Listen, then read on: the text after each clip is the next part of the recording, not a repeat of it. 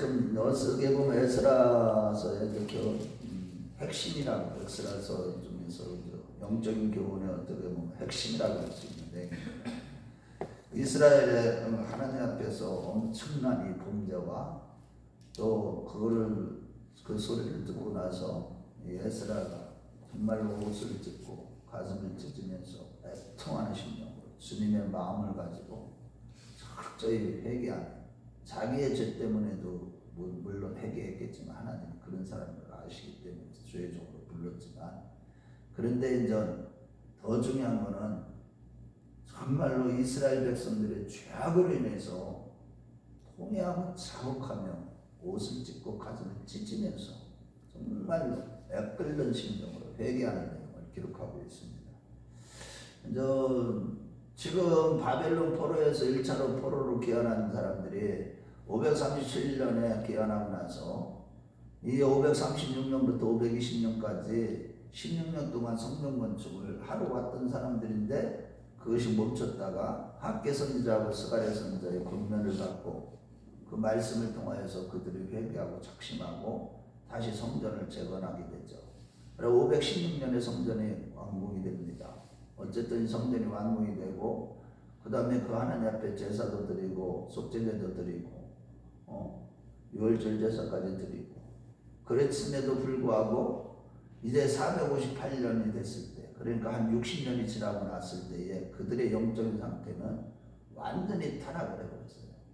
이방인들과 통혼을 하게 될 뿐만 아니라 그들의 가증스러운 행위를 본받고 하나님 모시기 아주 악을 행했다는 죄악으로 가득한 그래서 이렇게 회개하는 내용도 보면은 그 죄악의 정수리까지 찼다. 발바닥부터 정수리까지 죄악으로 완전히 물들어 버렸다. 이런 소식을 듣자마자 이 에스라의 심정은 아주 그냥 기가 막힌 거예요. 여기 기가 막히다는 소리를 두 번이나 하죠. 기가 막혀서 기가 막혀서 주저앉았다는 거예요. 헐썩 주저앉았어요. 여기서 기가 막히다는 것은 원어적으로 보면 놀라다는데 놀라는 정도가 아니라 이게 너무 충격적인 사실을 자기가 접하자마자 이거 자기가 어떻게 보면 정신을 잃을 정도가 될 정도로 이런 엄청난 충격을 받은 겁니다. 어찌 이럴 수가 있는가. 아니 그것도 지금 바벨론 포로 생활에서 돌아와서 성전을 건축하고 이제 예배도 회복을 했던 사람들인데 그들 가운데 영적으로 물론 스룹바벨은 나이가 들어서 좋겠죠. 영적으로 지도자들이 걸출한 지도자들이 없었을까. 제 사람들하고 레인들은 있었지만 그럼에도 불구하고 그들이 오히려 제 사람들과 레인들 영적으로 지도자급에 있는 사람들부터 오히려 더 이방 사람들과 통혼을 한 거예요. 분명히 출애굽기 34장이나 신명기 7장 말씀에 보면 모세를 통해서 주신 말씀이 뭐냐면 너희들이 들어갈 가나안 땅에 가서 너희들이 절대로 금해야 될 것은 무엇이냐? 이방인들과 통혼하는 것이다. 너희들 자녀들을 이방 사람들에게 주지 말고 그들의 자녀들을 며느리나 저기로 데려오지 말라. 왜 그런 명령을 주신 거예요? 분명히 그때 보면 출애굽한 사람들 중에는 이방 사람들도 있었어요, 없었어요? 있었어요. 나무네와 객들도 있었고 이방인들도 있었어. 그런데 왜 가나안 땅에 들어갔을 때 절대로 이방 사람들과 통혼하지 말라 이런 말씀을 주셨을까?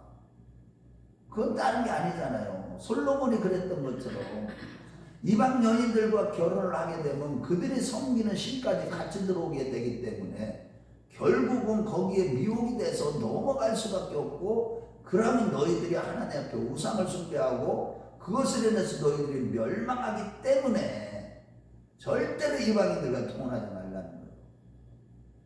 그 솔로몬 왕도 거기 보면요 비빈을 얼마나 많이 했는데 이방 여인들을 한번 보겠어요. 우리 한번 열왕기상 11장으로 가보겠어요. 11장 3절에서 보세요. 왕이지만은 아니 솔로몬이 하나님의 지혜도 없고 하나님의 음성도 듣고 하나님 앞에서 그렇게 성전도 건축하고 그렇게 하나님을 기쁘시게 했던 사람이 그래서 우리가요 우리 자신을 신뢰하지 않아야 돼요. 우리 같이 읽어봐요. 3절부터 5절까지 11장 시작. 왕은 후궁이 700명이요 첩이 300명이라. 300명이라. 그의 그 여인들이 왕의 마음을 돌아서게 하였더라. 솔로몬이 나이가 많을 때에 그 여인들이 그의 마음을 돌려 다른 신들을 따르게 하였으므로 왕의 마음이 그의 아버지 다윗의 마음과 같지 아니하여 그의 하나님 여호와 앞에 온전하지 못하였으니 이는 시돈 사람의 여신 아스타롯을 따르고 아몬 사람의 가증한 밀복을 따릅니다. 정말로 이렇게 우리도요, 저와 여러분들이 항상 조심해야 되는 것은 우리가 예수를 믿으면서 하나님의 은혜를 경험하고 뭐 초자연적인 역사도 경험하고 다들 해요. 왜냐하면 하나님 살아계시고 영적인 세계에는 분명히 존재하고 천국이 있고 지옥이 있고 마귀들이 있고 천사들이 있고 영적인 이런 세계들이 다 있고 보이는 것은 나타난 것으로 말미암지 않은 것이기 때문에 이 보이지 않는 세계가 더 크다는 것을 이것을 우리가 깨달아요. 그럼에도 불구하고 어떤 거예요? 영적인 부주의를 주의해서 자기 자신이 이 정도는 괜찮지 하면서 부모를 사랑하게 되고 세상 사람들의 습관을 쫓아가고 세상에 거시되고자 하는 자는 하나님과 원수됨을 알지 못하느뇨. 야고보서 4장 4절에 말씀하시는데도 세상 사람들의 습관을 쫓아 따라가고 세상 사람들의 재미를 쫓아 따라가다 보면 자신도 모르게 이렇게 하나님 앞에 만몬이 우상이 되고 탐심의 우상숭배에 빠져서 나갈 수도 있다는 겁니다. 그래서 항상 조심해야 돼요. 우리는 이 지난주 설교에도 말씀드렸지만 이 갈렙처럼 끊임없이 우리가요 항상 이 가장 험악한 산지 헤브론 산지를 취할 때 어땠어요? 그 성은 남북문락에서 거인들이 사는 지역이야. 그럼에도 불구하고 담대한 믿음으로 하나님의 말씀의 약속을 확신하는 가운데 믿는 자들에게 능치 못한 힘이 없고 하나님이 한번 하시면 못하실 일이 없잖아요. 그러니까 그 믿음을 가지고 내 안에 있는 옛사람 그것을 박살내야 돼요. 정복을 해야 되는 그런 싸움을 싸워야 되는 거예요. 옛사람을 벗어버리고 의와 진리의 거룩함으로 새사람을 입는 이러한 신앙생활을 철저히 하지 않기 때문에 사람들이 다 마지막 때 보면 다 타락하고 배도하고 배교하고 믿는 자를 찾아보기 어려울 정도가 되어버리는 거예요. 오늘날이 그런 시대를 맞고 있어요. 자, 그래서 이 회개하는 내용들을 보면 5절부터 이제 15절까지 내용들을 보면 먼저 이 에스라는요 철저하게 이 이스라엘의 역사를 먼저 생각해 보는 거예요.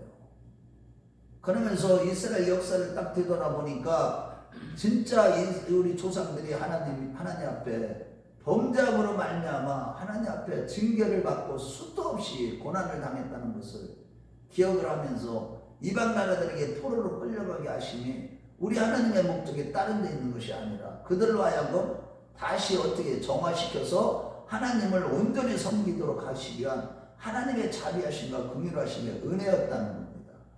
그렇게 포로 생활을 이렇게 하게 하심으로 말미암아 남은 자들을 건져내고 그들을 통해서 하나님의 구속의 역사를 이뤄가고 하나님의 뜻을 이뤄가기 위한 하나님의 그 자비하심의 은총. 물론 그들 우리 이스라엘 백성들이 하나님의 택한 백성이지만 죄를 지었을 때 그들을 하나님의 말씀에 근거해서 다 진멸시켜도 상관이 없어요.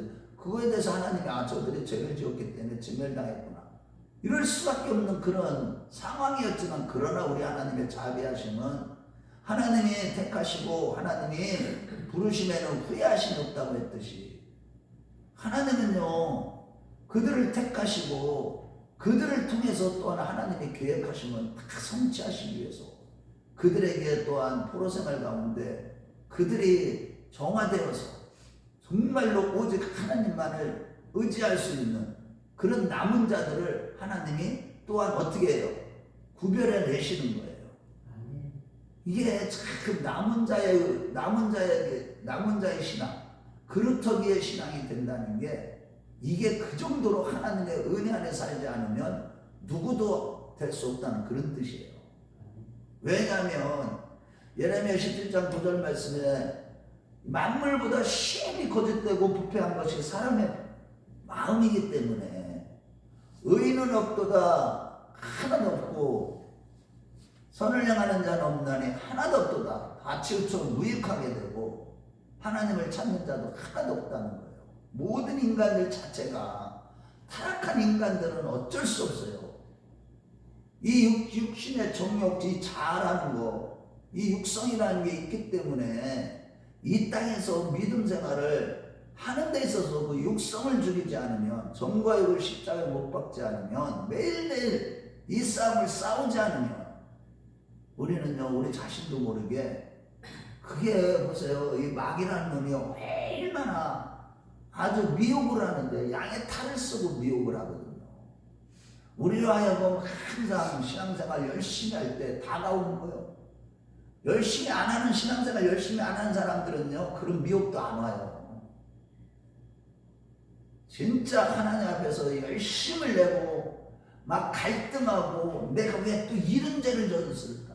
내가 지금 왜 예수를 믿으면서도 하나님의 원수되는 그 길을 왜 내도 모르게 이렇게 또 가고 있을까? 그러면서 바울 사도가 로마서 7장에 고백을 하기를 오라 나는 공고한 사람이로다. 이 사망의 몸에서 누가 나를 건져내랴 이 탄식하는. 그래서 우리 신앙생활에서요, 아무런 갈등도 없이 이 막 의심도 안 생기고 불신도 안 생기고 막 그냥 평탄하고 그냥 이런 사람들은요, 그 예수를 믿는 게 아니에요. 그런 사람들은 영적인 싸움을 안 하기 때문에, 즉 뭐예요?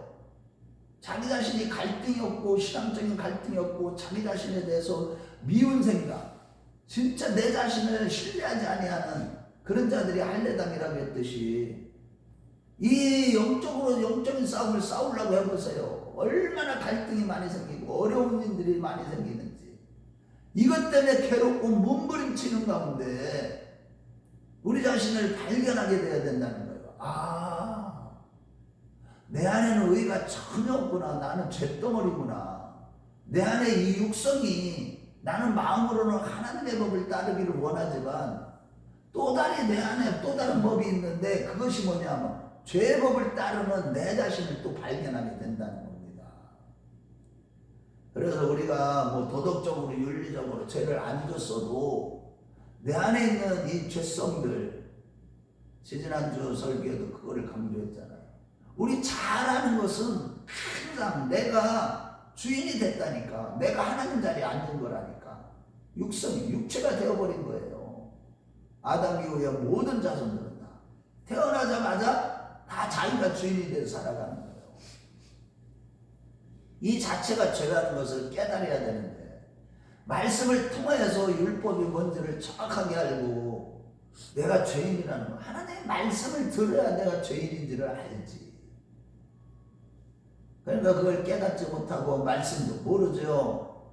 그러고 영적인 싸움도 싸우지 않죠. 그냥 교회 생활하는 게, 저는 어제 자면서 그 생각, 모든 사람들이 꿈속에서 그래. 다 어떻게 살아가느냐, 지금. 다 교회 생활한다고 하지만 다 문화생활하러 교회 생활하는 거지 신앙생활하는 사람이 없구나. 이런 생각이 들 정도로 오늘날 이렇게 타락하고 있는 거예요. 그렇지만 우리 하나님이요, 여기 보면 어떻게 하셨어요? 이 예스라가 머리털을 뽑고 수염을 다 뽑아내면서 막 통곡하며 생각하면서 그 깨달은 게 뭐냐면, 그럼에도 우리 하나님은 자비하심이 무궁하시기 때문에 그 긍휼의 은혜를 베풀어서 남은 자들을 이렇게 뽑아서 이렇게 데리고 왔는데, 그들조차도 지금 이렇게 그 자녀들하고 1차 포로 귀환한 사람들이 한 60년이 지나니까 걸출한 지도자가 없어놓으니까 다 이렇게 타락한 모습을 보고, 그럼에도 이렇게 무슨 말을 하겠느냐 이거야. 우리 한번 10절 말씀 한번 읽어봐요. 자, 우리 같이 시작. 우리 하나님이여, 이렇게 하신 후에도 우리가 주의 계명을 저버렸으니 싸우니 이제 무슨 말씀을 하오리까? 참 탄식할 수밖에 없네. 아니, 이렇게 하고 회복시켜서 돌아온 남은 자들이었었어요. 남은 자와 남은 자의 자녀들이었죠. 그런데 이들조차도 이렇게 또 타락하니까 하나님 앞에 우리가 무슨 말을 하오리까?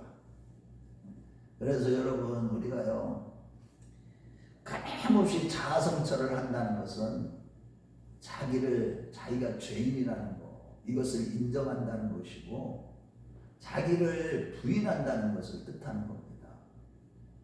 자아를 성찰한다. 자아를 성찰한다. 우리 자신에게요 의가 하나도 없다는 것을 날마다 인식을 해야 돼요. 내가 뭐 하나님 앞에 딴 사람보다 뭐 더 의로워서 나를 하나님 나와 함께 하시는 게 아니에요.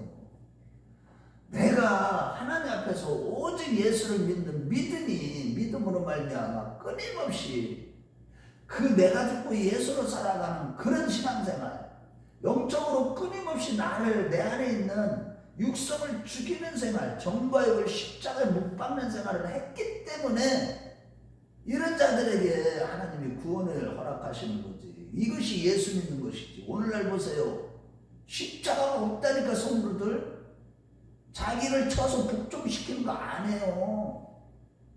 그러니 지금 어디로 가고 있어요? 다 넓은 길로 다 가고 있다니까요. 기가 막혀요.